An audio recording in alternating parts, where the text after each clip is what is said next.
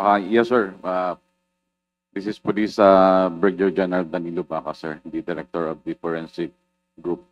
Actually, sir, based on our records, as of August 22 this year, it started July 10.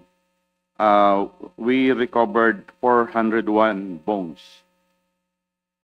So, Are they human bone? yes, sir, yung human bones na. Then, out of those items, sir, there are a total of 163 samples were subjected to DNA.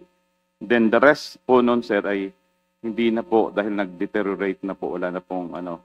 How many are related to the missing sabongeros according to the DNA? As of Hindi ko alam. the report namin, sir, wala pa pong nag-match. Wala pa. Opo, doon sa mga samples na nakuha namin sa mga relatives ng mga missing sabongeros po. Or, wala rin kwenta Pero ongoing wala pa po rin yung kwenta aming yung mga examination. investigasyon ginagawa ng ating mga agency dito. Kung wala kayong makikitang any human bone that will actually implicate maisasama nyo sa missing sabongeros on the DNA basis you have, di ba? Yes, sir. Magiging ano rin, magiging walang kwenta rin ng investigasyon nyo as a Cruz because of that. So, please, go ahead, Asen. With due respect, sir, sa inyong observation, I don't think so na hindi po ito mawawalang saysay.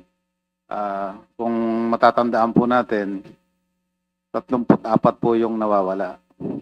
At although we have reported that there are already 401 human skeletal remains or human bones have been recovered by the Philippine Coast Guard. Teka, sir. Yes, sir. But you do not believe, meron ka pang salita, that you do not believe that all of those missing sabongeros tinapon doon sa Naal.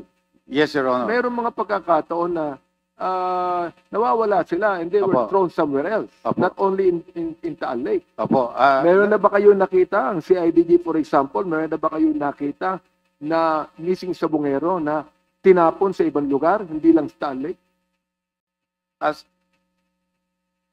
Sir, if I may, Go ahead, go if ahead. I may continue. Kasi po, when we compare DNA samples from the relatives, hindi po kasi lahat ng mga kamag-anak ng mga nawawalang sabongero ay nakipag-cooperate. Meron po kasing mga kamag-anak ng mga missing sabongeros ang napabalitang nagpabayad na.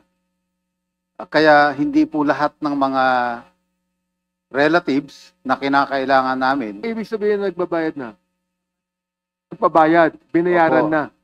Yun po ang balita namin. Pero sa ngayon po, hindi pa po kasi nakukumpleto ang mga DNA samples of the 34 missing sabongero relatives.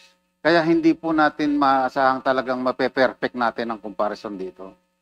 So, meron pa naman pong mahigit 300 samples pa ang hawak ng forensic group. Sana po pagtiwalaan po ninyo kami na mayroon pong mararating ang ating investigasyon.